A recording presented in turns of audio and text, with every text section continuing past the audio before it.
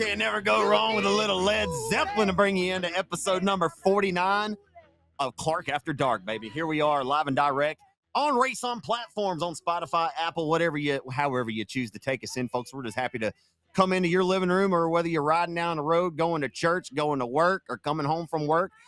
I don't know. Maybe you're sitting in the living room having a nice cold turkey sandwich. I don't know where I'm going with this. Anyway, all right. Here we go. Fast 49. Here we go, folks. Episode 49 of Clark After Dark. Taylor Swift and Travis Kelce got engaged today, ladies and gentlemen. And that's all you're going to hear about it, talking about it right here on this episode tonight. College football is back. LSU and Clemson, who is the real Death Valley. They kick off this weekend in Clemson, South Carolina. The weather is absolutely lovely and beautiful outside today. A little bit of drizzle and rain, but I'll take 71 over 95 and the heat index being 110 any single day of the week. And I'm sure my co-host of this podcast will agree with that assessment, as well as he has been outside coaching the boys, getting them ready to go for football this year. So the weather's been nice. There's Cortland Smith. We're going to bring him in and talk to him in just a second here. But, man, I'm loving the weather. The RaceON All-Star Challenge was at the Rev this past weekend. Local racing at both 67, Arklatex, of course, Kennedale Speedway Park, and many other great racetracks throughout the great state of Texas. RTJ Chris Madden produced some fireworks in August at Port Royal Speedway this past weekend for the Rumble by the River. Zach Vanderbeek back in US NTS Victor Lane for the first time in quite some time. Cortland 110 octane sport 15 pump gas 9389. Who gives a shit? Fuel is a major topic of discussion again this week, and I don't know how much we're going to talk about that, but hey, there you have it, folks. Episode 49 right here on Clark After Dark. Man, we were just kind of brainstorming a minute ago, right off mic. We were talking about how we were going to start this podcast. And I said, hey, how about we do this, man? Just right off the cuff here. I said, this is episode 49, right? Fast 49, Jonathan Davenport, right? And Brad Sweet, he's number 49. The only other 49 I could think of from this area that used to win a lot of races back when I was growing up was Larry J. Bell. Won a lot of the pure stock class. He did. He won a lot of races. And, hey, that's Josh's uncle, Josh and Colin's uncle. So shout out to Larry Bell right here on Clark After Dark, man. But it made me start thinking about, like, man, let's just have a quick, friendly debate here. We both have no notes, right? We didn't go to World of Outlaws and look at how many wins. We didn't look at how many championships. This is just the stuff that we know right off the top of our head. If I were to ask you, Cortland Smith, my host of this podcast, how you doing tonight, bud, by the way? If I were to ask who has had a more successful career, Jonathan Davenport or Brad Sweet? What do you say? Maybe it's the late model guy in me, but the fast 49 dude, Jonathan Davenport. I don't know if maybe it was the 2015 year with the device and all the, the hoopla that he had that year. Like, that just set him to a whole nother level, in my opinion. I think you take Jonathan Davenport if you're going to pick, one or the other. And my argumentative statement to that as well is he's $1 million man. That's all I got to say. Brad Sweet had a chance to go win $1 million and he didn't get it done. The 49 did. So that's my argumentative point on that on the JD, but JD Brad Sweet conversation. But when you look at the whole career and all, I'm sure there's plenty of arguments that could be made about Brad Sweet in that conversation. Yeah, I feel like it's a pretty good debate, right? Like, I'm sure sprint car guys, man, you be careful. You didn't address them and say, "Don't at me." But hey, this is one that people might act like the Ginger Kitty fans could really at you on this one, right? Because I mean, he won 5 consecutive World of Outlaws titles, right? Davenport's going for his 4th this year, which would be unprecedented. Nobody has won 4 Lucas Oil late model. I'm sorry, Earl Pearson Jr. has won 4 Lucas titles. EPJ. That's what I told you, folks. We're doing this right off the top of our head. This is off the script, and I had to remember EPJ did in fact win, but he's trying to tie Earl. So maybe more championships for Brad Sweet, right? But again, I mean, he won the high limit championship last year. As far, I think maybe points racing, Brad Sweet, you might give him the nod there, but just on the strength of like winning and dominating races at different points of this.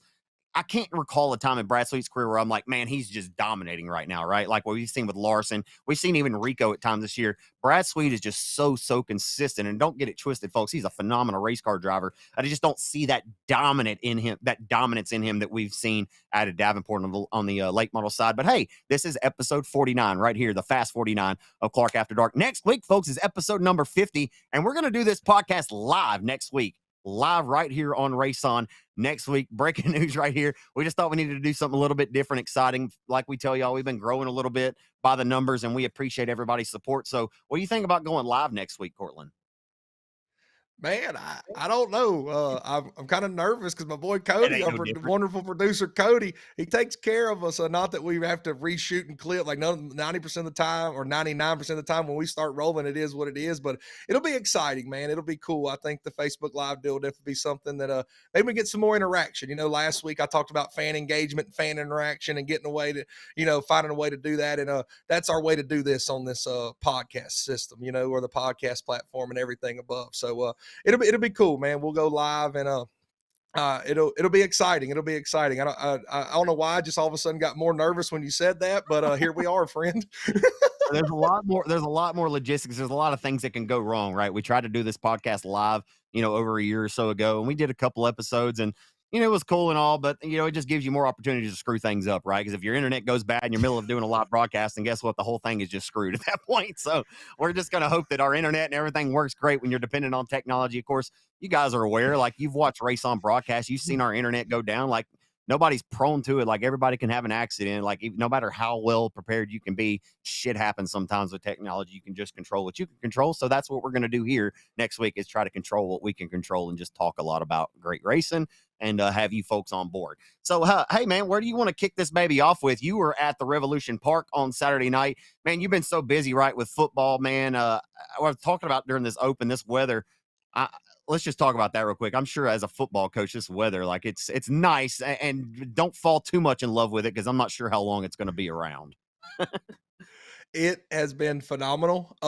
I am in charge of a warm up / conditioning at the beginning of practice, so they get to hear my big butt yell and scream a lot. But it's been a lot nicer. Warm ups have been a lot more intense and fast paced. You could tell it's not 100 degrees outside. The weather has definitely been nice this past week, and I hope it carries. I hope we don't get hot again, friend. I'm just going to put it like that. The weather's nice. We have a jamboree coming up. We'll play at Northwestern on a turf field, and if anybody's ever had to play a game on a turf field, whenever it's 95 degrees outside, it's about 115 on the turf field. So hopefully this cool weather rides us all the way through Friday, and we can have a good week. But the weather has been phenomenal. I'm absolutely loving it. I'm not killing 18 bottles of water. I went through a 48 pack of water last week, Zach, by myself. I swear I am killing what bottles of water. Yes, bottles of water left and right. Yes, of water. Yes, of water. Well, I'm weird about that. I said Ozarka. Ozarka is the best bottled water on the market. You don't care, like water in the middle of a hot day, like you just want water. I mean, I'm sure you're not really too worried about the preference on the name of the label that's on there, but I'll tell you right now, the best water I ever had was coming out of a water hose whenever you was a kid. I swear that just hit different. There's a lot of people that are going to say that, man, whenever you was a kid, you played out in the summer, my cousins and all were all over, and that old garden hose water just hit different. So I'm going to say that's my favorite brand. I don't care how old that hose has been sitting there, probably got spider webs and spider eggs and everything in it. That old garden hose water just hit different. that is a fact. I don't know why my button wouldn't work there. It was a little late to try to hit you with the break, which we all drank out of the water hose growing up, and we're just fine. It did work out okay for us. So wasn't sure exactly where we were going to start off with this one tonight, but I figured since you were over at the Rev, I was at Arklatex this past weekend. Was of course at 67 on Friday night. And of course the RaceON All-Star Challenge is a big deal, man. Tell us about a little bit about what happened over there at the Red, man. It seemed like they had a pretty solid crowd there the other night. Now, some people could look at this car count and say, man, it should have been more, should have been this, should have been that. I'm not really sure, folks. I feel like for what the Rev has went through this year and some of the trials and tribulations they've seen, I think that the car count that they ended up getting was solid and pretty respectable. Of course, I haven't had a chance to go back and watch any of the racing, man, but what was your assessment from the Revolution Park this weekend? Man, really happy that man, I lost my train of thought there. What I was going to say was really happy to see 38 cars show up to the 38 factory stocks. They had 58 cars total. They ran Sportsters, Pro Mod, Tuner, crates, and the factory stocks. By all means, I was happy to see 38 cars. Would I have wished there would have been a little bit more? I mean, a 1 day, 5,000 to win show. Yes. You would have wished more factory stocks would show up. That's just my opinion.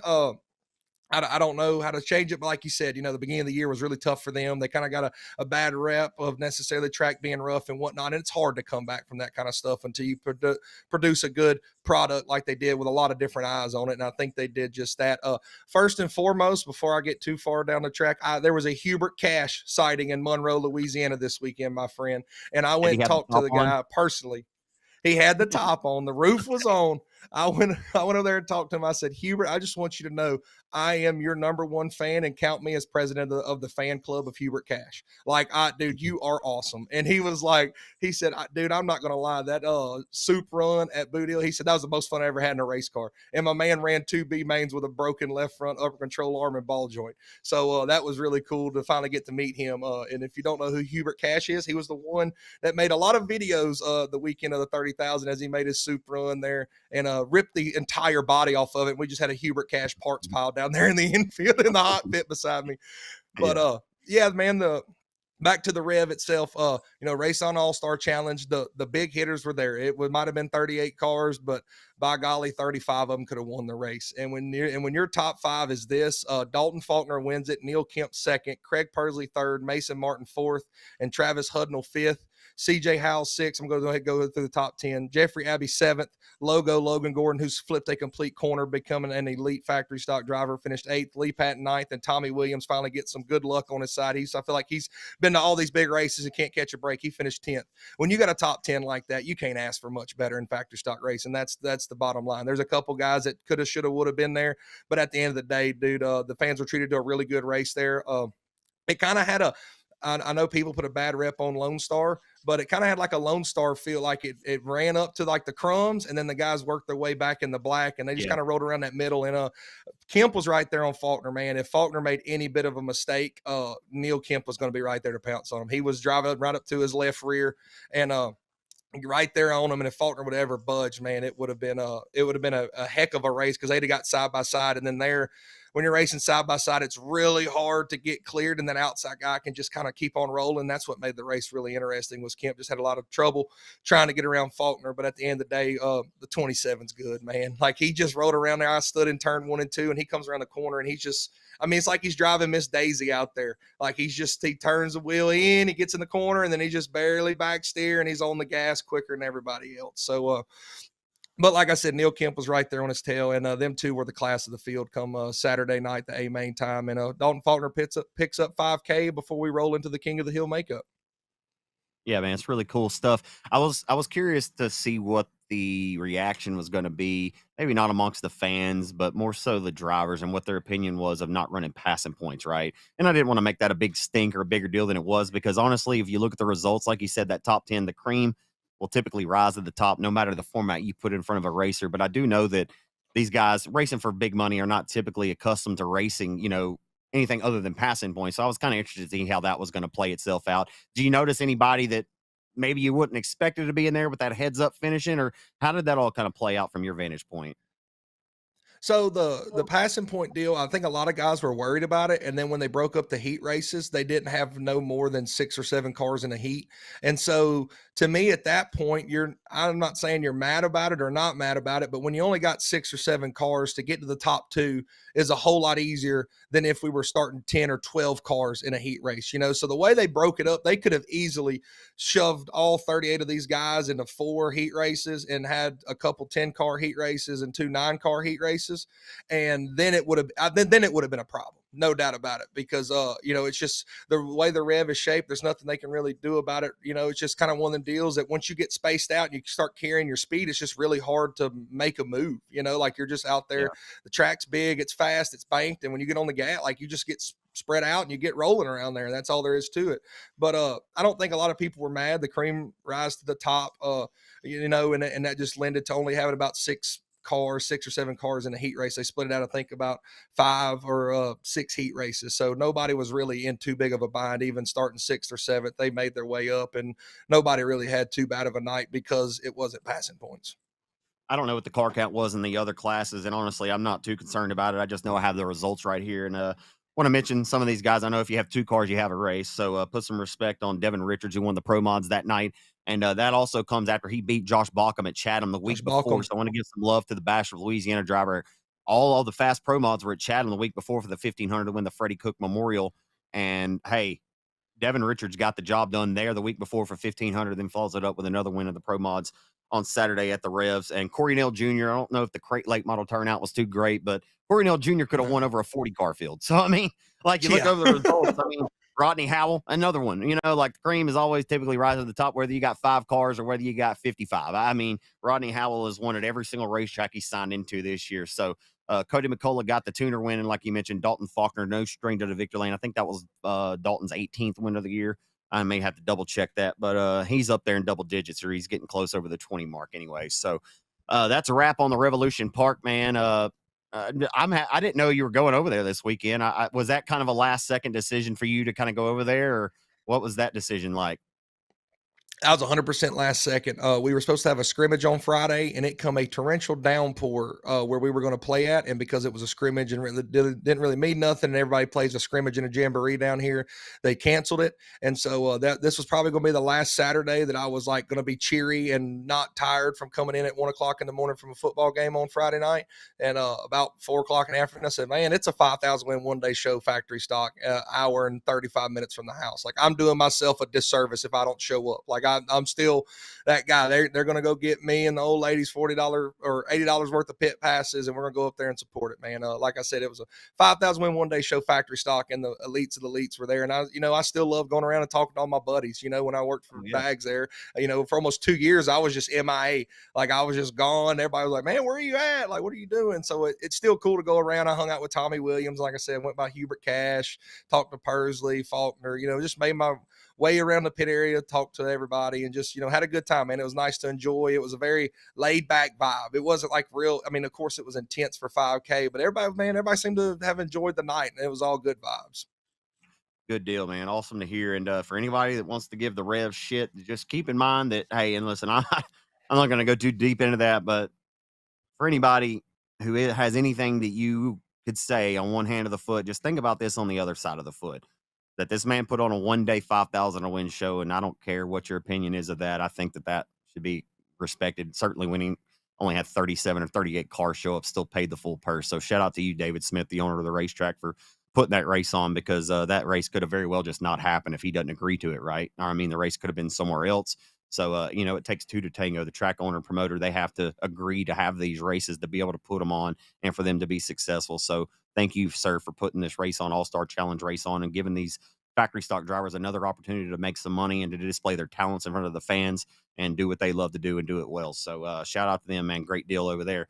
I was at the Vivian, Louisiana speed plant, the very first place I ever held a microphone at, for what it's worth. Not that that's a stat, but Architects has always been special to me, right? The first race I ever called in my career was this quick race car spring national. So anytime I can get to Architects, it's always special. Boot Hill's home track. I mean, I announced at Lone Star for years too, but it's always special getting to Architects. And man, before I get into any kind of results or anything else, first thing I notice when I get there is you can tell the track has had a facelift, and not saying the prior owners or anybody didn't, because I know Donnie, when he first had it, there was a lot of things on his to-do list and things that he wanted to do, get the track up better running, right? He added suites to the racetrack, right? They weren't there before Donnie had it. You got to look at what each of these track owners or promoters have done to this place to really give it a much needed facelift. Donnie did do some things, but when Remington Bud and Chris Allen have came in, they repainted the wall right around the front stretch. They actually knocked down all the concrete bleachers. We got all the old seats from the Hearst Coliseum years ago, right? And some of them came from the fairgrounds baseball field where the captains played. But they demolished that because I think they intend and plan to rebuild that area up there at the top of turn number 4 where the beer garden used to be. But I could tell, like, the grass was cut and everything just looked really nice. It really did. And I think perception like that and optics really, really matter. I really do. I think those kind of things really matter. It tells the racers that you care about your racetrack, number one. And number two, I think a lot of the drivers were concerned about Architects, right? You'd hear it, Cortland, right? All the drivers talking about, man, it's just eating the shit out of our tires. It's eating tires. And guys just got to where they don't want to race there anymore. From when this track opened in 2003 all the way up until just the last couple of years, had the greatest reputation as far as racing service. And I think you would agree with that too. As a former racer and as a fan, you would agree that Architects was tried and true. No matter what, Jean Border was going to have that mug racy, and she was going to be sporty. Most of the time she's going to be smooth, hard, slick. And I mean, you'd have multiple different lanes to choose from. One of the things I noticed Saturday night, obviously Remington and those guys have added some new clay and dirt to the racetrack. And if you were just judging the night off of what you were seeing in hot laps, you might think, oh shit, we might be in for one here. Because 3 and 4 appeared that it was peeling up in hot laps. There was a lot of dust. The other end of the racetrack, though, in 1 and 2, Cortland, it was perfect. There wasn't a string of dust getting kicked up in hot laps. And really what it was is these guys were just, man, it takes time, right? You know this. Me and you, we've never done dirt work. We've never built a racetrack, but you would assume we've been around the sport for a long time. These racetracks have to get seasoned, right? Like race cars have to go around them and they got to season the racetrack, right? And sometimes it can take a little bit of time. But I tell you, they blew a lot of that slime, that loose grit that was off, off the top surface of the racetrack. And I'm telling you right now, and you may have to ask some of the drivers their opinion, but from a guy who has announced a shit ton of races at this racetrack, and forget the announcing side of it, just as a fan armed with a microphone, a guy who has called a lot of races and seen a ton of races at this racetrack, I feel like that's the best I've seen Arclitex race in quite some time. And I went down to each and every driver in Victor Lane, Cortland, and all their tires were good. And I think that's a huge win, right? Like, to take this track on and to know what you're up against, if you're Remington Bud and Chris Allen, like I said, has been helping him. And I'm not sure who all else is helping out with the track prep and the dirt work. But when you acquire a racetrack that everybody in the pits is talking about, man, they don't like running Arclitex no more because it eats our damn tires. Like, that them bills on them tires, they stack up. That shit can get really expensive quick. And when you're burning tires up for no good reason at all, it just makes you not want to run at a place. And I think after this weekend, guys are really going to have a newfound respect for what Chris and Remington are doing at the racetrack. Because I'm telling you, dude, you could go back and watch it on RaceON. The racing was really damn good all night long. Sure, it can get a little bit better. Who's not trying to get better? Boot Hill's always trying to get better. Super Beast's trying to get better. Everybody wants to have a better race every time the doors open. But when it's 110 degrees heat index outside, I'd say these guys busted their ass. And I was really, really impressed with the racetrack on Saturday night, man. I don't know if you have a retort to any of that before I get into deeper on the results, but I know that you're a guy who that can certainly have some respect for these guys that have really poured a lot into getting this racetrack back to that Arclitex status. Yeah, nobody will ever until you do it. And I guarantee the guys that have just recently bought racetracks, if you've done it in the last 10 years, even they didn't understand the undertaking of what it goes through, man. And my experience was my dad running 171 there for that year.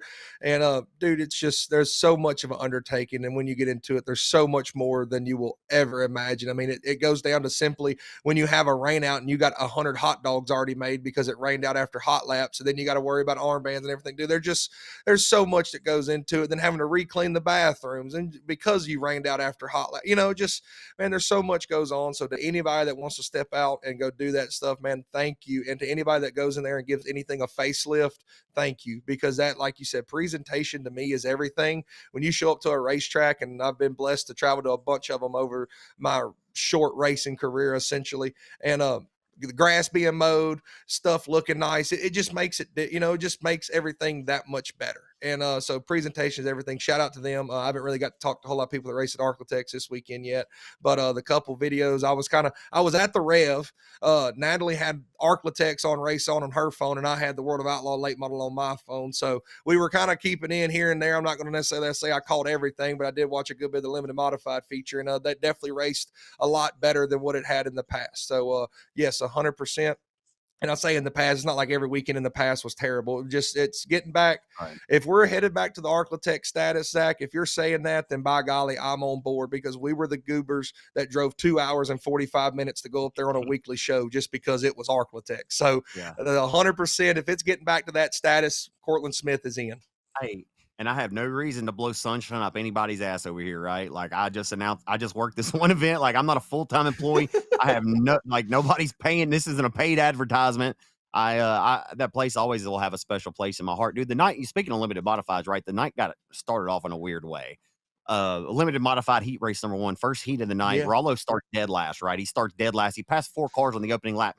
Getting into turn 3, the caution gets called. And Marla, I can hear her on the left side. She's sitting over there next to me, right? She's on the receiver saying, caution, caution, caution, trying to get the drivers to slow down. Well, Joey Simmons, by the way, welcome back, Joey Simmons out of Warren, Arkansas. Used to build the old fast chassis. This guy was racing. His dad built them, but he was only like 14 years old. Adam and Aaron Roy used to run fast chassis back in the day and really helped build, I think, fast chassis and give them a name back in the day. Brandon Ball even had a fast chassis. Like, that was kind of the hot commodity before IRP and before express race cars, if you remember fast chassis. But Joey Simmons was back racing. Just want to throw that little nugget. It was cool to see the 17 car won his heat race, which was pretty cool. So he got a little crossed up in 3 and 4 opening lap. We even completed a lap on the night, Cortland, and he gets a little crossed up. I'd have to see the replay again. This is just what I remember happening. Got a little crossed up. Rollo had already passed a few cars. He comes through Simmons gets a little squirrely right there in 3-4, kind of overcorrected the car, came up, clips Rollo in the left rear, and Rollo just kind of tumbled over. Quick Humpty Dumpty roll. I wasn't too concerned about his health or anything. Well, I could tell it was going to take a few minutes for the cleanup, so I was like, I'm going to run down here and get a word with him. I ran down there. I interviewed Rollo in the front row. I was like, what happened, Rollo? So he told me, he's like, hell, I don't know, Zach. Gave us a good old typical Rollo interview. It was good shit. Yeah, I don't know, Zach. That the Gene Border is this, though. Well, Rollo's a little bit different. All our promoters got something special. But anyway, the other promoter was in Victor Lane with the factory stocks. How about Bubba Jones? So we started off the night pretty crazy with Rollo going upside down. So I'll keep it in the limited modified family real quick. We're going to jump to the feature. A little controversy. That's what Pat McAfee says. A little controversy. Controversy in the limited modified feature. 69, Derek Grigsby led the first 13 laps of the feature. And on a restart, Connor Mewborn, who's looking for his 4th win in his last 5 starts, timed the restart up really, really good. And he got the advantage when they came back around. And at that point, I believe the race was still green. He had the lead, and the caution comes out when they're rolling down the back straightaway. Well, scoring that lap on the restart, Connor, like I said, just timed it up good. He had the lead by 0. It was 0.046. I mean, it's like literally this much. I mean, it's not by much. But he did have the lead. And then he held him off from there after the green. But Derek was kind of disputing because you could see it if you're Derek from his vantage point as the racer. Remember, your peripheral vision is really obstructed in these race cars. I mean, you can't see if a guy's only beat you this much of the line. And considering you've dominated the first 13 laps, Derek had like a 1.4 second lead whenever that initial caution came out before the 36 got him that time at the line. So whenever they're lining them back up, they're saying, Connor Mewborn, 36, you're the race leader. Well, Derek's disputing it, like rightfully as a racer. I mean, he's trying to stand 10 toes tall on what he feels. Well, then, he gets a line. They go back to green. Connor wins the race. And then there was a little dispute down there in the infield with a couple of guys. But at the end of the day, I can certainly understand Derek's frustration in that situation, right? But at the same time, like, I think he would tell you too that, man, we got beat. Like, in hindsight, he'd tell you that I probably needed to do a better job on that restart. But the fans were all talking about it like, man, what the hell's going on? Everybody was all up in arms about what's going on. Like, a lot of people thought Derek had the lead. Some people thought Connor had the lead. So there was, like I said, it was a little bit of controversy right there. But at the end of the day, the 36 car, like I said, won his 4th in his last 5 starts.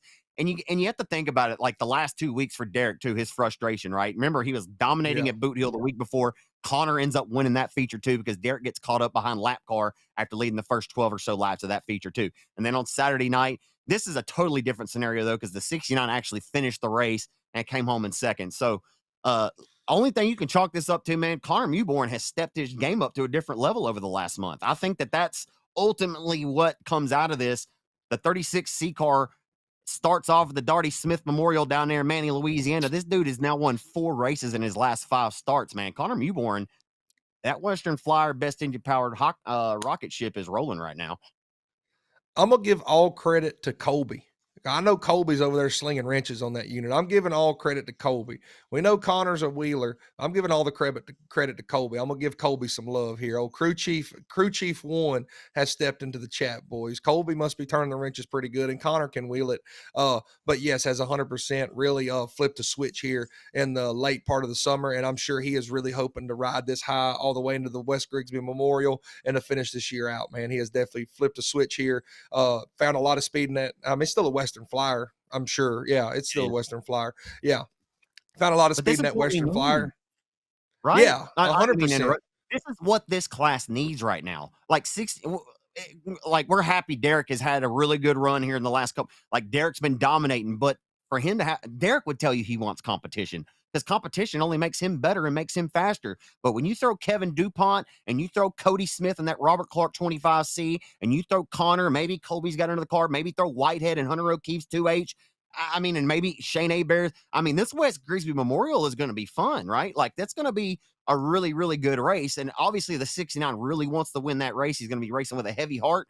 But I mean, dude, after this last month, you can't say that Connor Mewborn isn't a major threat to win that race that weekend. I mean, along with several other different guys. But the point is, this class needs this right now. While everybody else has been talking about the B-Mod class and, limiteds are dying off, this, that. Listen, the limited class still has a place to stay, and there's still some very good drivers that run in this class, but this is what this class needs. It needs a little spark right now, and I'm here for it.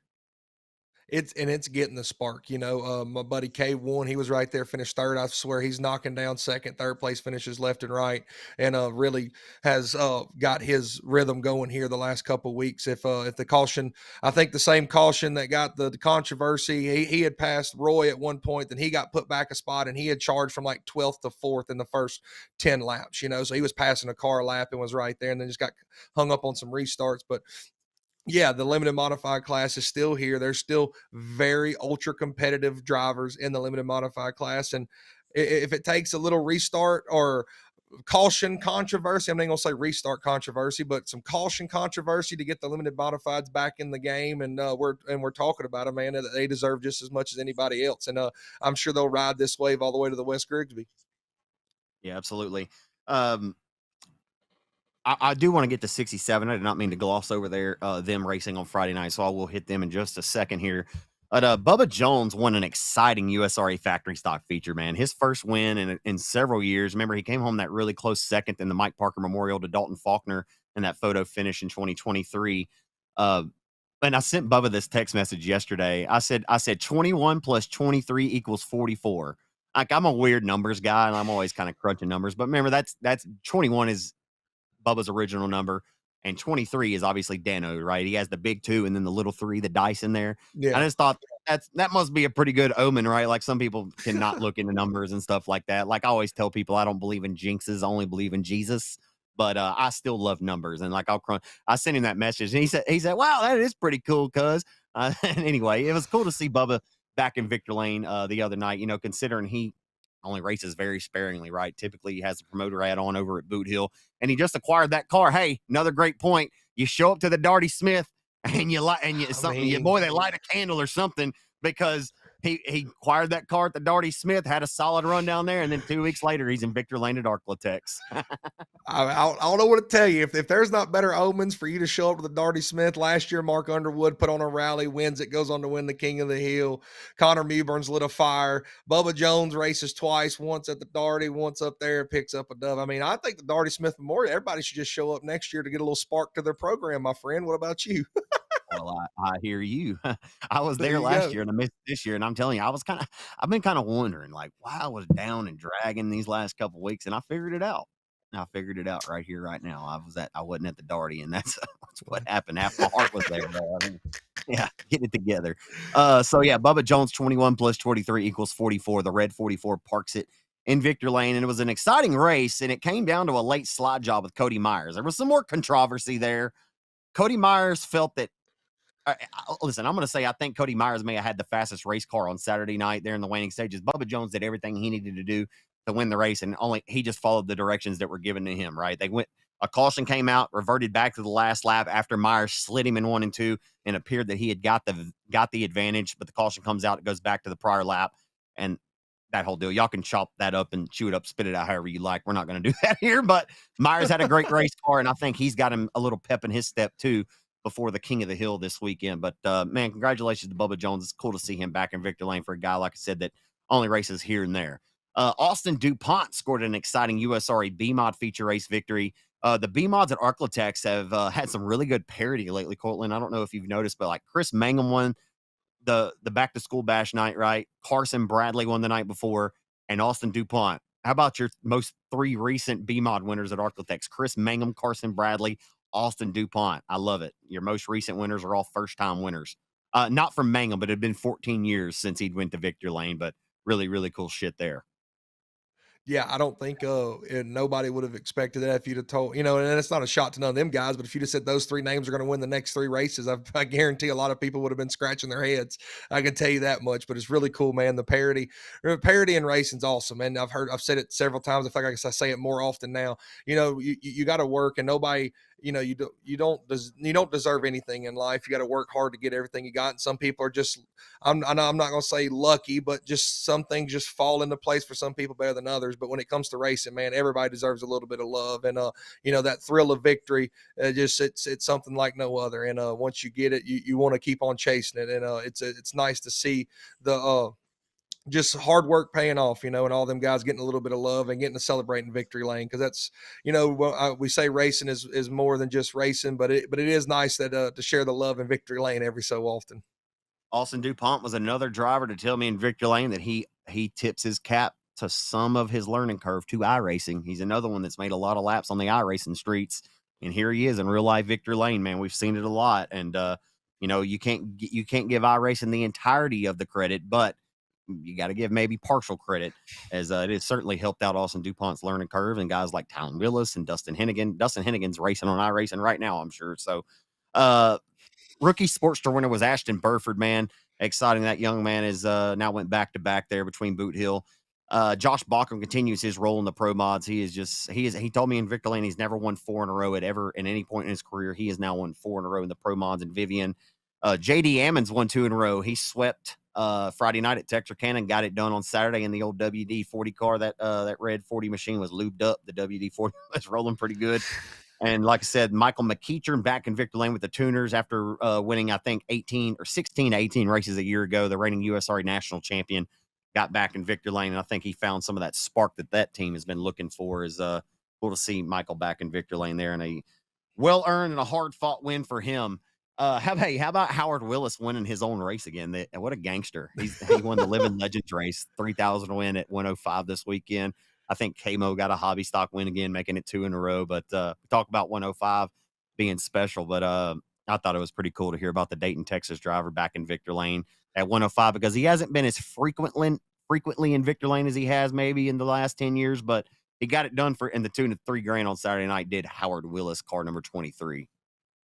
Hey, Wheeler, certified Wheeler, and still getting it done for many years, dude. Howard Willis is I think they say they use the phrase living legend. He has done it all in racing essentially, and to still heck, he won his own race. How much cooler can you get? You know what I mean? Like, you won your own race. Like, bro, he's just LIVIN bud. Like, he's just doing what he does.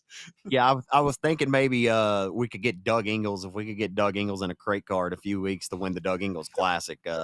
There ain't no doubt in my mind if Doug Ingles felt comfortable with his weight and that he could get in a car and feel like he could get out of one quickly and safely, there ain't no doubt in my mind he could get it figured out in 10 laps or less. I don't know. I choose to think that because he's a National Dirt Late Model Hall of Famer, and I will forever be in Doug Ingles' corner. Love that guy. That is the next scheduled event, by the way, at Arclitech Speedway, is the Doug Ingles Classic. Looking forward to that. Be sure to throw that one on the agenda, race fans. For the dates, go to My Race Pass. I'll tell you right there, as I don't have them right here off the top of my head. I will tell you now. Hey, man, what do you want to talk about next? You want to talk about super late models, or do you want to talk about World of Outlaws or high limit sprint cars? Which one? Well, don't forget 67. Give them their love. You were there Friday. You said you're going to mention them. Don't forget them. Give the love to the 67. Hey, thank you. I know. You're right. I know. Hey, we'll get that before we hit the national. Yeah. Thank you for keeping me on task here, because I do love 67 Speedway, and I can't wait to be back. By the way, I thought something that was really cool the other night. I'm sure you saw it. 67 finds a way to market each and every one of their races. And this week, it was the school bus. There were so many kids out there, Cortland, who had a can of spray paint. I sprayed Zach on the mic on the top of the school bus. Anyway, no, a lot of people had already. I got the last of the paint. Okay, I know. I know. But yeah, I sprayed something on there after. But I just thought it was really unique and really cool, like just to find a way to involve the kids again. Man, 67 is always doing something to involve the kids, whether it's the Power Wheels races or in this case, right? Hey, come out to the racetrack and let's decorate the school bus. It's going to get demolished here by monster trucks on September the 13th for the Insanity Tour. I just love everything about it. I really do, man. Laura and Tim and Michael, them all they all really do try to think outside the box and do things to keep people's interest peaked. Because just for a regular Friday night race, like, what it really makes us want to come here, right? Like, we could stay home and watch it, or we could do this, or we could do that. We could go eat at Texas Roadhouse tonight and go home and watch it or something. But man, I just love, and I have a ton of respect for them to always find a different way to keep fans intrigued to want to come back to the racetrack. I really do love that place, man. And we talk about it all the time here. It is truly a vibe, and it was a vibe again on Friday night. And your winners at the Texarkana 67 Speedway, Justin Whitehead again went back to back. No surprises there for the 36J car. Dustin Tater Hyde, how about that? For the former voted most popular driver at Texas Motor Speedway's dirt track. People love Tater. It had been exactly 1 calendar year since Tater had been to Victory Lane. August 23rd of last year. It was August 22nd on Friday night. But man, Tater Tater wears his heart on his sleeve. He was showing emotion in Victory Lane. He had some tears down there talking about his wife.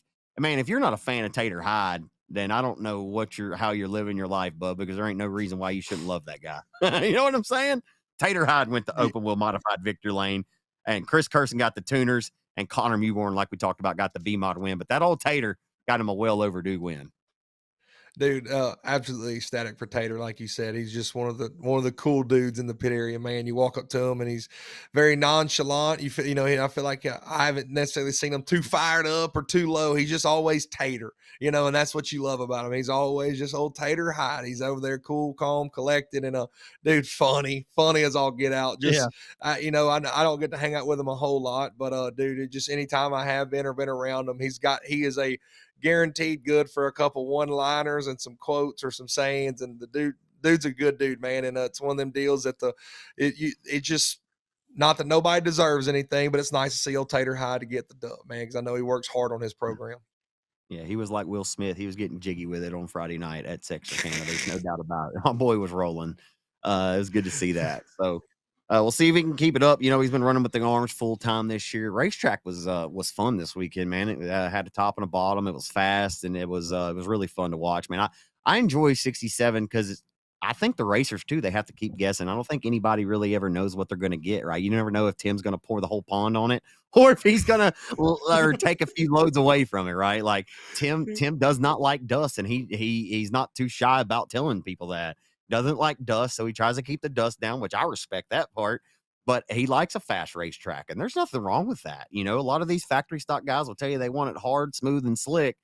Well, Tim Crowley says, "Hey, buddy, you can get that every now and then, but we're going to give you guys some tacky more often times than not." And I like it. I think it's a little bit different because we know we get slick majority of the time at Boot Hill. Architects is usually slick top to bottom. Super B, I'm not sure what it's been like over there, but yeah, I like it. And we know 67 can get slick, but I like the fact that it doesn't sometimes. So we'll see what it does too once it's not quite as hot outside. Maybe the track will continue to have moisture in it for the rest of the year. But and sprint cars love that stuff. Remember, the short track nationals is coming up in October. You don't want to miss that. Throw that on the agenda. Another thing, by the way, I'm totally freelancing off top of my dome here. No notes on Clark After Dark. Me and Cortland came into this deal tonight, totally winging it.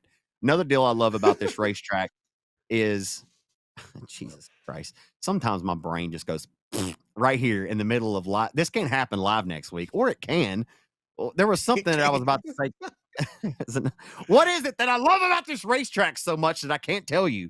I don't know. I'll get to it, and I'll remind you in a minute. What is it, Cortland? Oh, it's not. I can come up with a bunch of different things before I actually get to it. It's like the beer garden, and just the whole thing out there. Like Kelsey and Paige are down there slinging cold beverages. The concession stand is good, but there's something else that I was going to tell you that was really going to knock this out of the park. And man, my gosh, get it together, Zach Clark. Get it together. Get it together. Late models, man. Bobby Pierce is still Bobby Pierce. And Nick Hoffman is still Nick Hoffman. He wins the Comp Camp Super Dirt Series lid lifter on Thursday night at the Arrowhead Speedway in Colcord, and Bobby Pierce did Bobby Pierce things on Friday and Saturday night at Arrowhead Speedway. What was your overall takeaway from Arrowhead? That 32 is just on a different level. Yeah, I mean, that's all there is to it. Of course, Hoffman wins on Thursday, and Bobby Pierce runs second, and then I think they said he pulled the backup car out for Friday and Saturday, and this absolutely dominated. I mean, there's just, you can argue it, who's 1A, 1B, whatever, but if like the 32, it's incredible what he can do. It doesn't matter where he goes on the racetrack, what he does. He can drive this thing 3 car lengths deeper than everybody else, and it's like he never slows down. He never fades. And there's always guys in these features that like they fire off good and fade or really rally on strong late. And this 32 just rips around there all night long, no issues at all. And when he's going to lap people, like some guys got to go up behind a lap car and they really got to strategize where they're going to go or what they're going to do, or if they're going to, when they go to slide them, they're going to get a really good run before they do it. No, 32 just drives off in there 4 car lengths deeper than everybody else and just slides it's no question, dude, like that. He's just crazy good right now. And that Arrowhead, we were coming back from Arrowhead earlier this year. Oh, whenever we were both there for the Funkadelic Yeah. dirt track deal, when we left that night, my boy Bags, he looked at me and he said, when we come back here in a couple months with the way that cushion was, a gnarly cushion there when we left that night, Bobby he Pierce said is going to kill 32. us. He said 32 is going to annihilate everybody. And my boy was pretty right. Like, we were riding up front. I didn't even think about it. He was just like, yeah, 32 is just going to absolutely kill everybody the next time we show up here. And I'm like, yeah, you're probably right. Cause he's the only one that can just go anywhere on the racetrack and not miss a beat. I don't know what it is. And I'm not blowing smoke up his tail. The dude's won almost every single race he's entered in. Dude, it's incredible to watch right now. And what they got figured out. And it seems like nobody else can even get close. It's really, really special. 4 in a row with the World of Outlaws, right? It's 4 in a row for Bobby. Yeah. He won 5 in a row at one point last year. I think the record is actually 6 by Steve Francis. So we'll see if Bobby Pierce can beat that record, because he's on a good march to the front. I mean, he is the number 1 rated dirt late model driver in the country, and I think before this weekend you would have probably put him, Davenport number 1 and 2. I don't know. I mean, it's hard to really say for sure, because Ricky Thornton, I feel like, has been struggling just a little bit since his most recent Lucas win, was on July the 11th, before he swept the weekend here with Lucas Oil. By the way, before we go any further, rest in peace to Forrest Lucas. We lost Forrest Lucas Oil Products. Like, there has not been a man aside, I'd say, than Earl Baltus, who's the original owner of Eldora Speedway, who's done more for dirt late model racing, or overall for dirt track racing in general. What Forrest Lucas has meant to dirt track racing in general, and for motorsports in general, is just unbelievable. That man could have taken his millions, or he's worth billions of dollars. This man could have taken his millions of dollars, invested into anything else in his life that he wanted to. And he chose to build a racetrack right slap dab in the middle of Missouri, and built the nicest racetrack in the world, the Diamond of Dirt Tracks. I mean, literally, he built the nicest racetrack right in the middle of America. I mean, and built it into a motorsports playground, right? Lick Lucas is out there now. I was just there a few weeks ago, and it was crazy because I was telling my mom, I said, I just stayed in that man's house, like one of his ranch houses, right? Like, I doubt Lucas has ever actually stayed at this house, but the fact that I stayed at a house, when you walk up to it, it has a deal on the side. Welcome to Forrest Lucas's one of his ranch properties, is what it says. Like, welcome here. And it was really cool. I thought that was pretty personable, just how professional that man was, all the way from the top down. Even when you're just going to stay at one of his Airbnbs for the weekend, that is an extension of the racetrack, right? It's just, I don't know that there could ever be another man that could come around and duplicate, unless it takes deep pockets to be able to do the things that he did. But like I said, that is a side. Like I said, this man could have poured his money into anything else, and the fact that he had a passion just like you and I do, Cortland. But along with his passion, he had very deep pockets to match with it. But man, there's a lot of things you could do with your money, man, and choose to put it into dirt track racing and to make this sport better. There is no doubt that Forrest Lucas made dirt track racing a better sport than when he found it, I would say 30 or 40 years ago. Just incredible what his life was and what he represented and all the things he did for our sport, man. So thank you, Forrest Lucas. He's going to be missed. And you said it perfectly, just the money that he has spent and poured into racing. And and whenever you look at marketing dollars, and I know they got big business people up there, his return on investments whenever he does all this marketing and sponsorship and all that, I guarantee it ain't near what he put into it. And and like you said, it takes deep pockets. He was a guy that was in the position and could do that. And just everything he did, from the truck pulling league to off-road trucks, the late model series, drag boat racing, dude, the Lucas Oil name and brand was everywhere in motorsports. And just we are sad that he has passed, and I know a lot of people miss. Heck, Devin Moran in his top 3 interview, he was kind of, he almost seemed as it like, almost got emotional there, talking about it. It's just how much he meant to so many people. And I think one thing to think about is how many people have made a career because this guy has put money into something. Does that make sense? Like, Rick Schwally put out a really good post. Yeah. And a lot of people have been able to make careers out of motorsports because Forrest Lucas started all this stuff. And that's really something that's cool and will forever be, he'll forever be a legend for not only creating Lucas Oil and being a billionaire, but he'll be a legend because he's gave a lot of people opportunities to make a career out of things they love. Yeah, to think about that, whenever you got to think about, the World of Outlaws late model series, right? It went from 1988 until 2004, remember? And then it went defunct at that time. And then, and it came back, it had a resurgence. And at that time, that's whenever, you mentioned, Lucas Oil products. You see Lucas Oil on the side of it's Lucas Oil Stadium. The Indianapolis Colts play there. I mentioned that on this Yeah. podcast like a month or so ago. But that's the kind of money that this guy has. And, and to create the product that he built in Lucas Oil and just to have that success alone. And then he created the Lucas Oil Late Model Dirt Series. If there's no Forrest Lucas, there is no Lucas Oil Late Model Dirt Series. That deal got created back in 2005 and it's built into what it is now. I mean, it's really incredible, man. It really is. I mean, it's become the premier dirt late model racing series in the world. I mean, and it's a testament to what Forrest Lucas stood for, man. And we can't say that enough here, man. I know that there's a lot of people that knew him personally that, of course, I never met the man personally, but there's a lot of people who did have personal relationships with him. And people will tell you that he was just like any guy, man. He just, he's a rich man who did not act like a rich man. And I think that that's a great testament to anybody. Like if you have a shit ton of money and you still treat people the same as you did before you had money, I think that goes to show what kind of character a person has, man. Forrest Lucas will not be forgotten anytime soon and hopefully ever.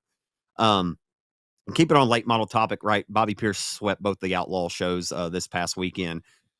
I'm sorry, Ricky Thornton Jr. had maybe kind of been off. We were getting to that a minute, and then I jumped off to Yeah. talk about Forrest Lucas. Back on July 11th was his most recent Lucas win. He goes back to Victor Lane on the prelim on Thursday night, the Rumble by the River at Port Royal. Dude, that Port Royal Speedway is like Ben and Dustin and them say it's a big track that races like a little track. I don't know if I really agree with. I feel like I-80 more kind of fell into that description, but no matter where you slice it, Port Royal Raceway races so badass. It is such a fun racetrack to watch races on. But it came down, Ricky Thornton Jr.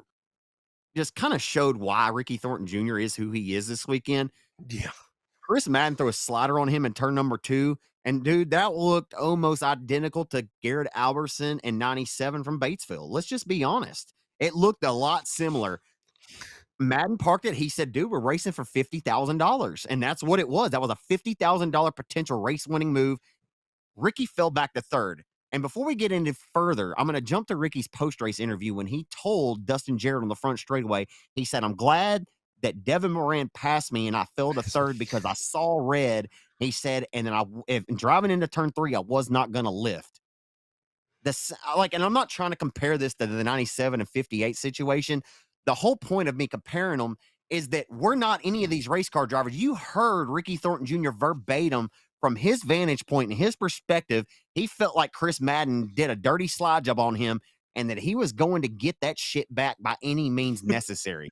Dude, that was such an impressive drive by the 20 RT on Saturday night. We've seen a fire get lit in Ricky before, but it's been a little while since we've seen him get a fire lit in him like the freaking 44 did to the 20 RT on Saturday night. A caution comes out. He gets back his bearings about him. And dude, I'm telling you, he drove that thing until he saw Jesus. I'm telling you, he almost ended up in Hershey, Pennsylvania. That was a bold move. Ricky Thornton Jr. was not going to be denied. He wins 50,000 and wins at Port Royal. That whole scenario with him and Madden was really good TV. Like I was watching it back after the races on Saturday, and I rewound it probably no less than 10 times just to watch it back again. And then I rewound Ricky's interview just to hear what he said again. Dude, it was really good TV. And for all the fans that were there in the stands, that had to have been some fun shit to watch because, man, Ricky Thornton, and remember, Chris Madden was his crew chief at some point last year. That was entertainment. That was entertainment, my friend. To go back to your comment, I'm gonna tie it all together here. It's a big track that races like a little track, and the only reason I feel like they say that is because of what 20 RT was able to do and just go rail the top. There's not many places that are that big, and Port Royal is massive. Let me tell you, it is huge. I've never been there, but dude, I'm telling you, like, you go watch an in-car video from Port Royal, and you will see what we're like. You will fully understand because camera does not do it justice. But just the way that you're able to, if you want to muscle up and go get all that you can get, you can go rip that top at Port Royal and put on a show like the 20 RT did, and you will not be denied. Like if you want, you got to have a good car by all means. But if you want to get up there and Herculean this thing and Yes. completely just throw all caution to the wind, you can go up there and do it, and you can get the job done and win 50K just like the 20 RT did.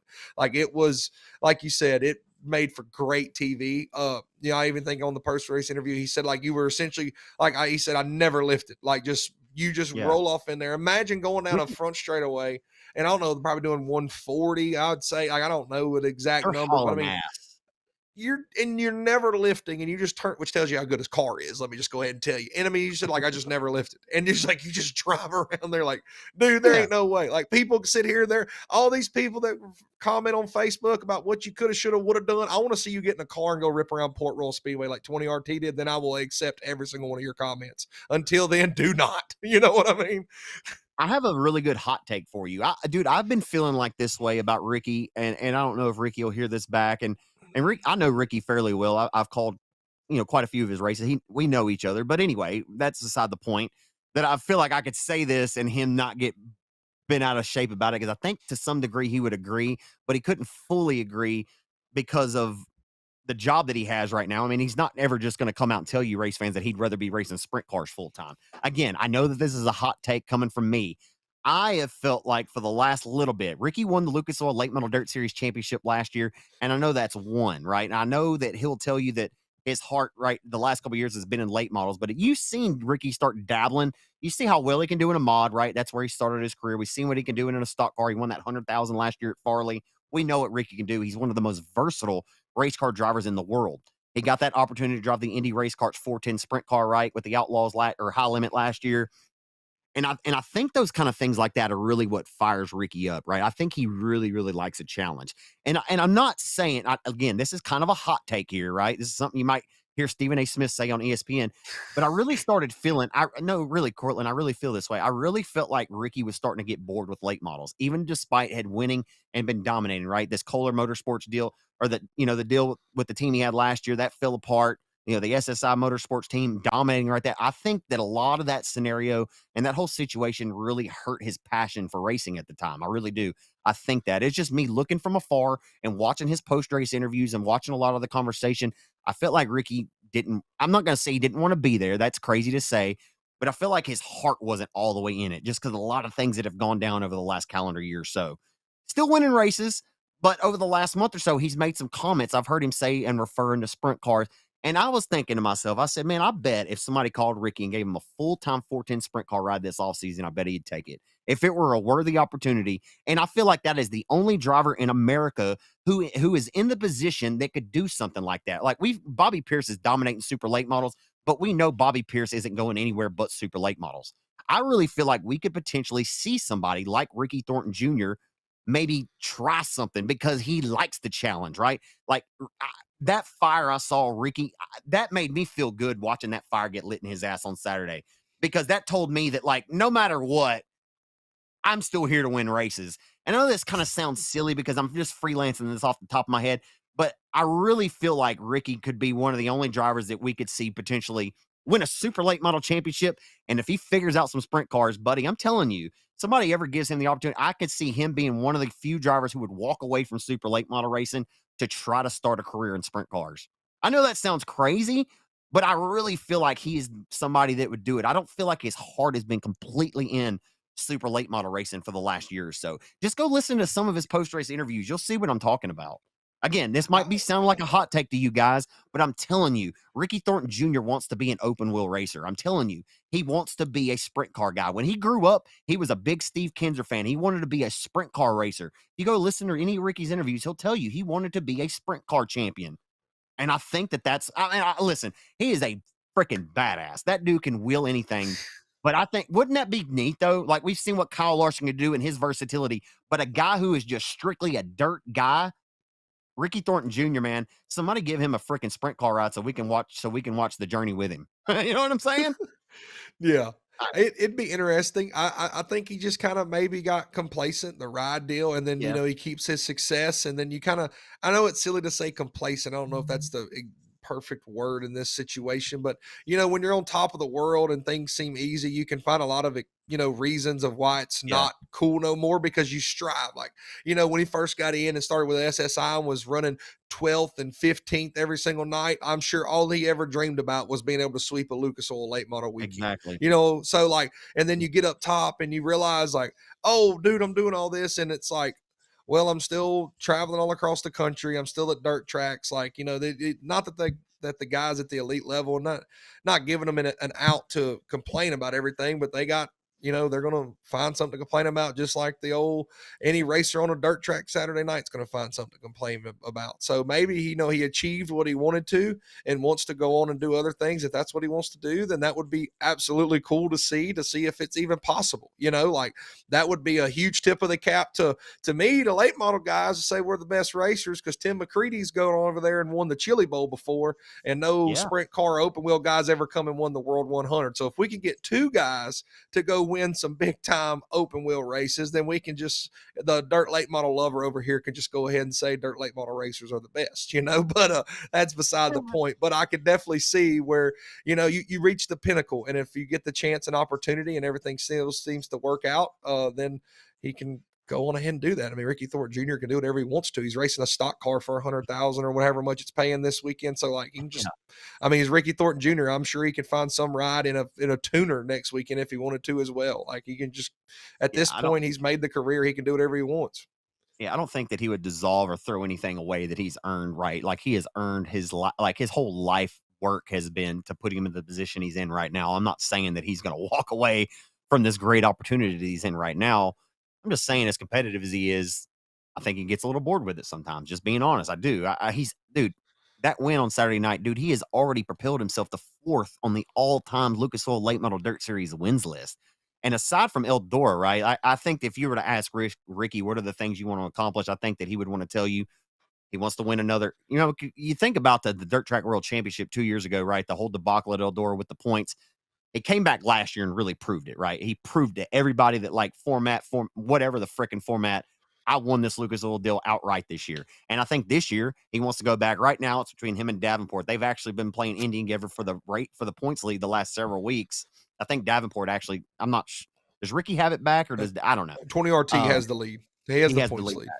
Yeah. So 10 points. I think if you were to ask Ricky, what else do you want to accomplish in late model racing? I think that he would tell you he wants to win the Lucas Oil title again this year, go back to back. And I think obviously he wants to win the World 100 in the dirt late model dream. That's any late models driver's bucket list. But I think if he accomplishes those things, I really think we'd see Ricky start dabbling in some more open wheel stuff in the future. I mean, he's going to run the Chili Bowl again this year. He ran it last year.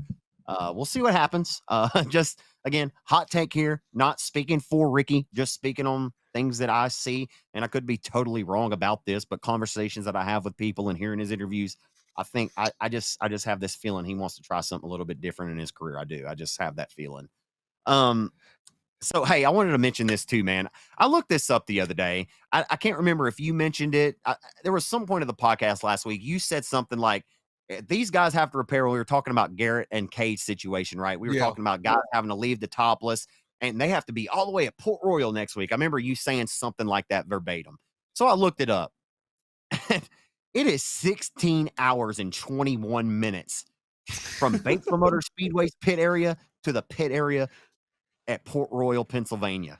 Like, we talk about a grind for these racers, but dude, how about these truck drivers? I mean, I know that that's their job, but that's a hell of a haul for anybody. And I've often wondered, like, if a car needs prepared or needs to be prepared or repaired or whatever it may be. Like, if you're the 58 shoes last week, I'm sure he has a backup car, but like, how do you even have time to do any repairs? I get the truck travels differently, than the racers do, but like, man, 16 hours and 21 minutes between the most recent track that y'all are at, dude, that's pretty crazy.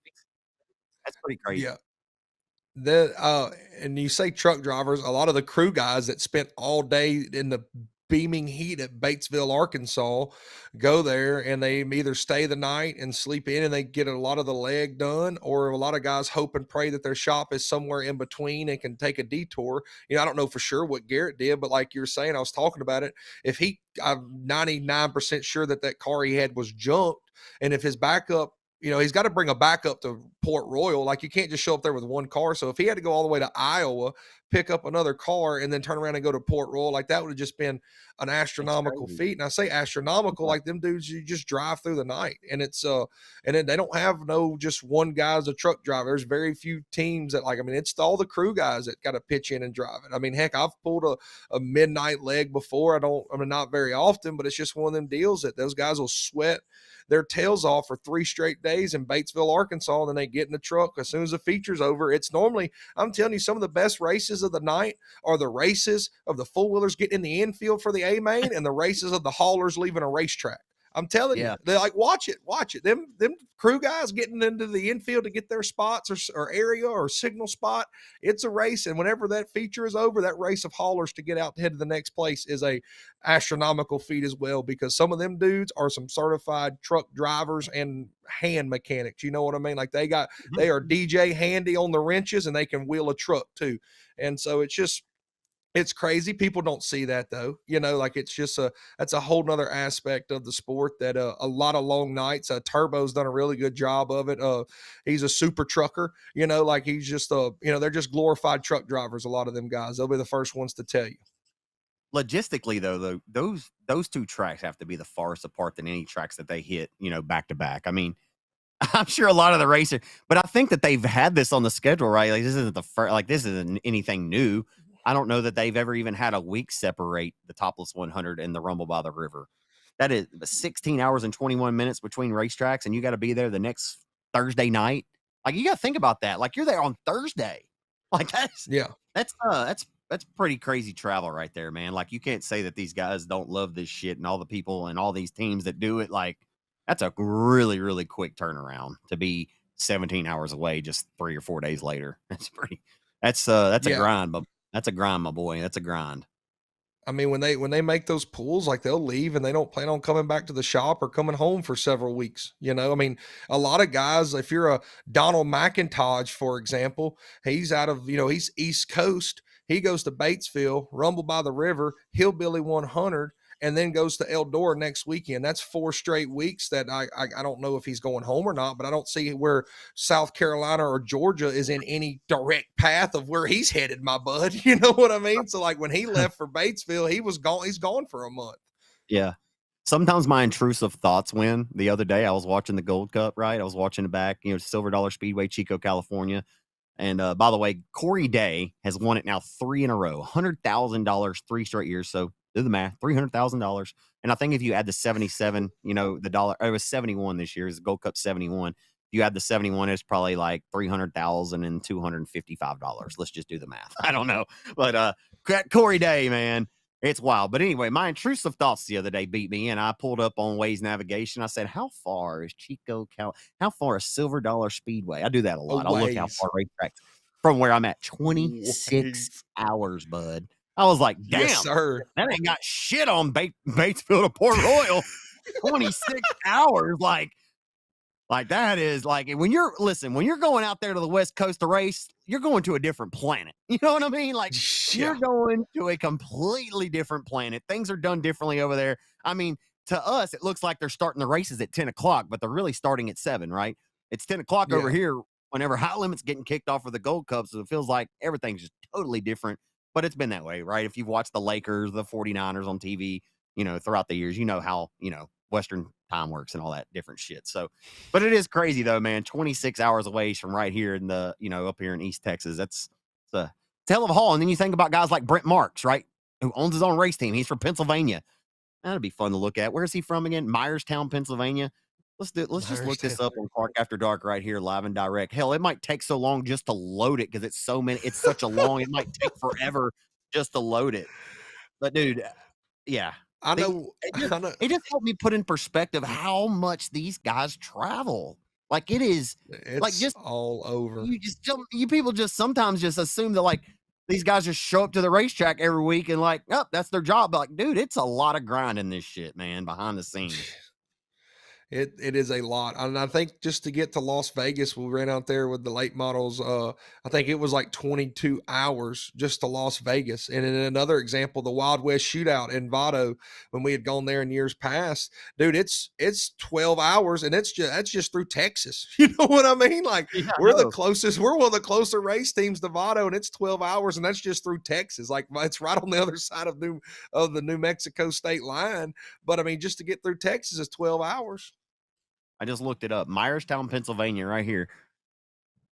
From Brent Mark's hometown to get to Silver Dollar Speedway. Let's just assume he left his house, which he probably didn't. He left a race shop somewhere. But anyway, regardless, and I'm sure he flew to somewhere, but if he drove 1 day and 16 hours, 40 hours, bud, 40 hours to get across this country to get to a different racetrack, 2,750 miles.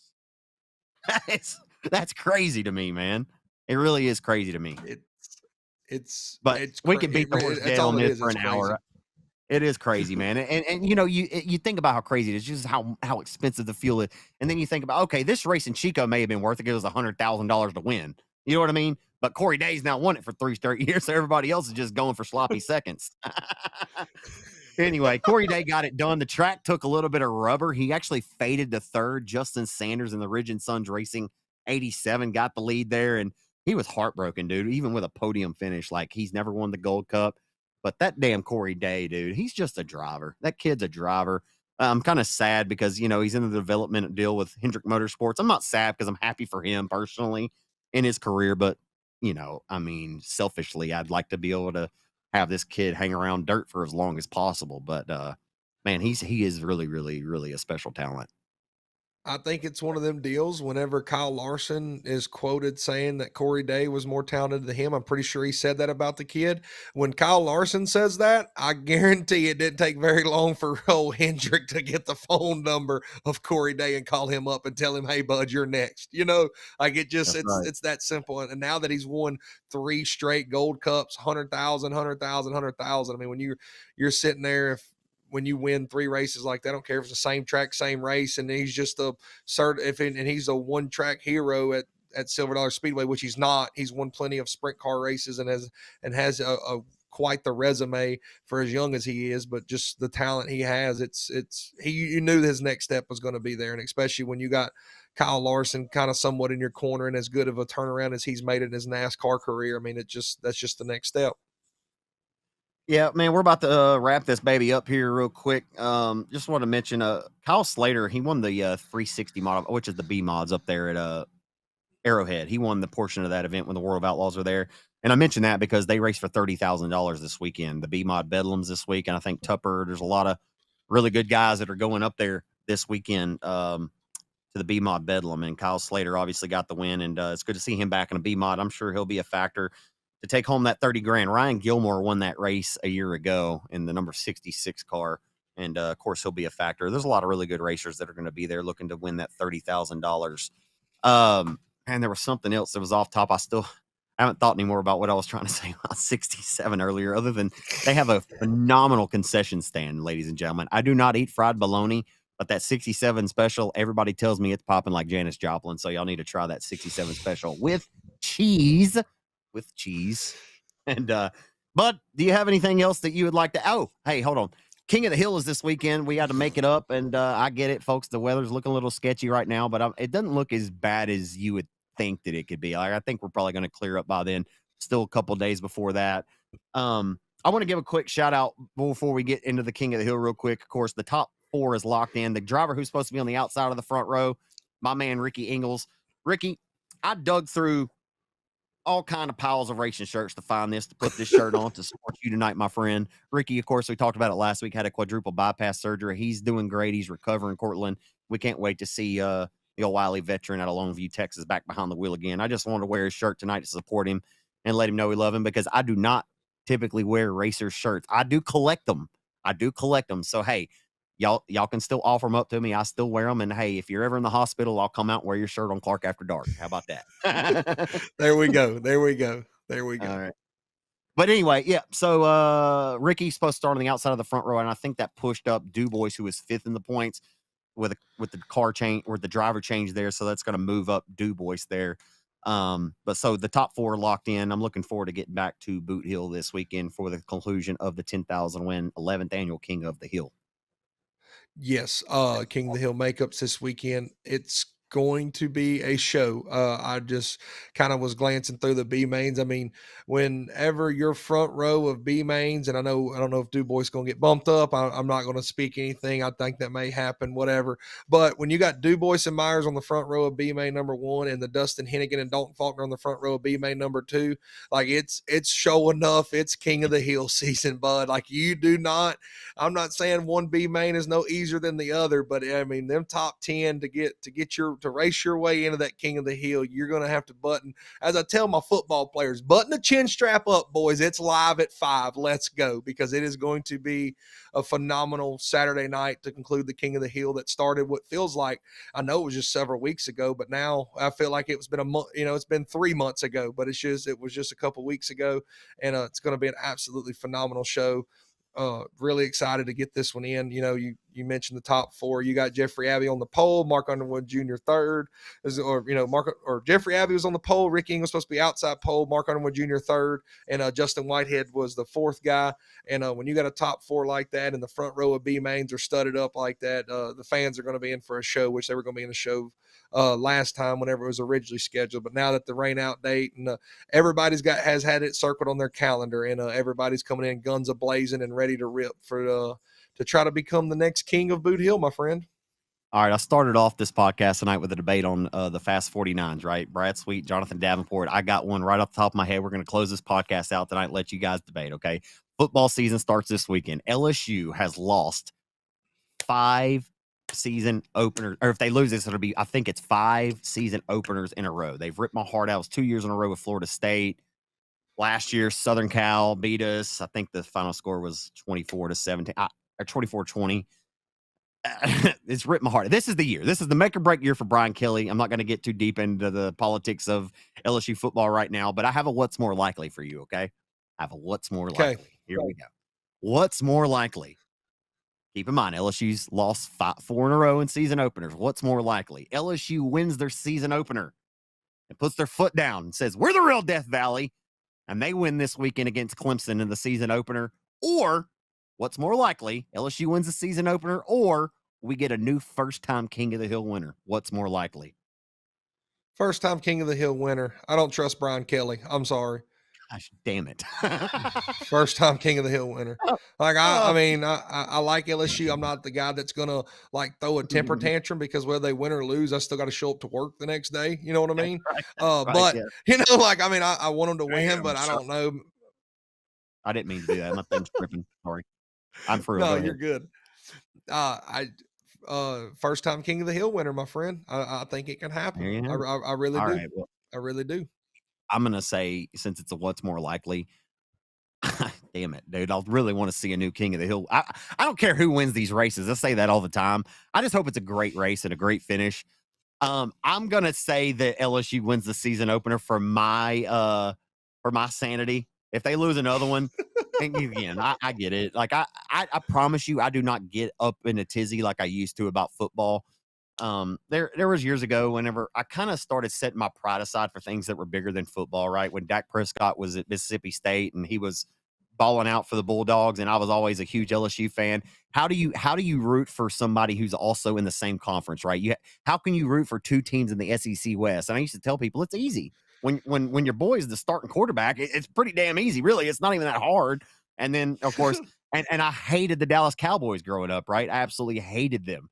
And I had to set my pride aside for something bigger than football because, hey, when Dak Prescott becomes the quarterback of America's team, don't at me, people.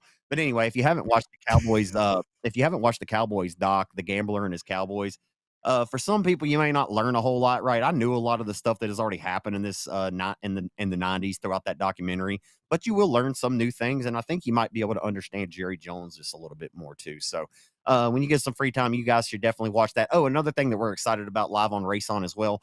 I believe it was September the 24th. The documentary is going to come out, and I do want to address this right here, right now, before we get out of here. I've had several people message me, and I'm not calling anybody out. This isn't about anyone in particular, but I've had a few people message me. I've had drivers message me and had a few other people. They were like, man, we would have really loved to have been a part of that. And they kind of felt slighted. And I just want to address this here that I didn't even know that I was going to be a part of this documentary and had no prior knowledge of this actually taking place until I was actually physically there and at the racetrack on Thursday. Yeah, Chris David, the owner of RaceOn, and I, we talk pretty frequently. He had mentioned something to me like we were thinking about having Jeremy Cross do a documentary, the guy who owns Dirt Collective. But no, I did not know that he was going to be there actually at the track on Thursday. That's whenever he was going to be doing the interviews, which you guys saw in the preview there. So not that I have to defend that from anybody, but I just want to make it known that, this wasn't super well and thought out. I mean, the documentary side of it is like these guys up here that have done a phenomenal job. But if you felt like you were left out in it, I promise you guys that I didn't even know that I was going to be a part of it until I got there in Cortland. I think that you probably agree the same. You had no idea we were doing a documentary. So if you guys feel left out, I'm sorry. I hope you can be a part of the next one. That's the only thing I can say. I mean, I promise you that we didn't single anybody out and not have, you get what I'm trying to say.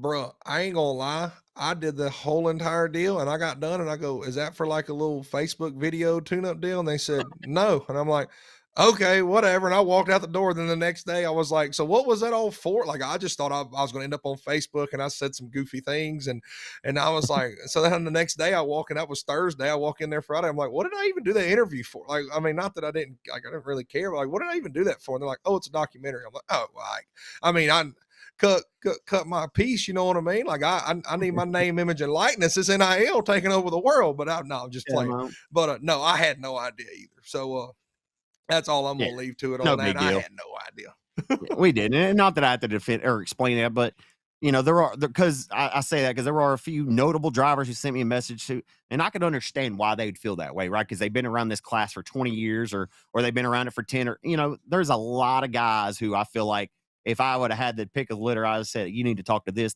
and this person. But I have full faith and trust that Jeremy and the work that he did is going to be phenomenal. And dude, I'm so excited about that documentary. And above else, it's something great for our sport. It's great for our area. It's great to put a shine on the factory stocks and also Boot Hill Speedway and how great that event turned out to be, right? It was awesome.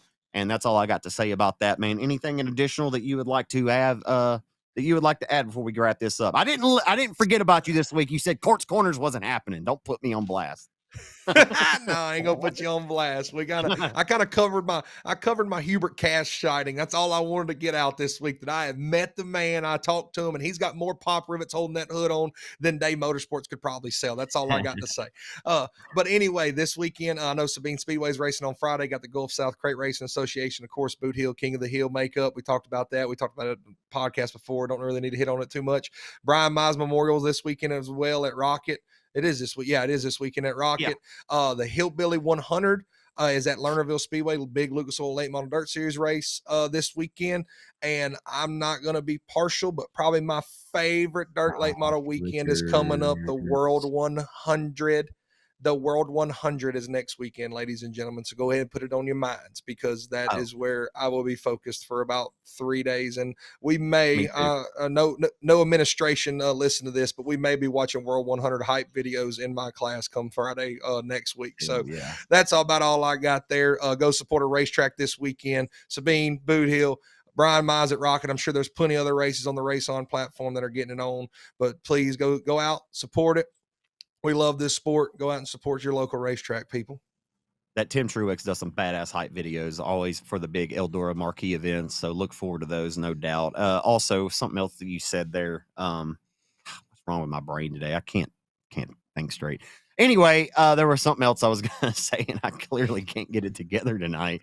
But anyway, yeah, man, great stuff. Looking for. Oh yeah, I'll be at Rocket on Friday night. I'll be at Rocket. There you go. For the Brian Mize Memorial. I've always loved being a part of that race. Brian Mize was a great man, and I know that when Kevin Sestair had that racetrack, that event always meant a lot to him. I know last year it paid $10,000 win for both open mods and IMCA mods, and it was a really phenomenal race in both classes. Dillard won the open mods, and Cody Thompson out of Sioux City, Iowa, won the IMCA.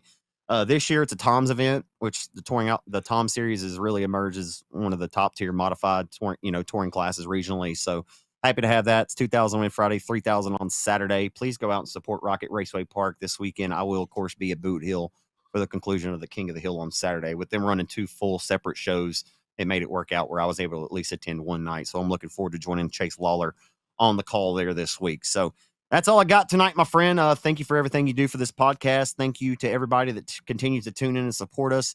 We potentially have some Clark After Dark shirts potentially being made that'll be hot off the press soon. Hope you guys will support those when we get those made. I think Cortland on the front, they'll have the Clark on the Dark logo on the back. They'll say it's heating up, and then whatever quote you want on there, you can have too. Like I think I think well I hear you needs to be on there. Well, I hear you. That's all I got right, to say, my friend. That's it, folks. We're going to wrap it up. That's a WRAP here on Clark After Dark, episode number 49. Thank you all for tuning in. Be blessed and be a blessing. We'll see you next Tuesday night live and direct. Holla.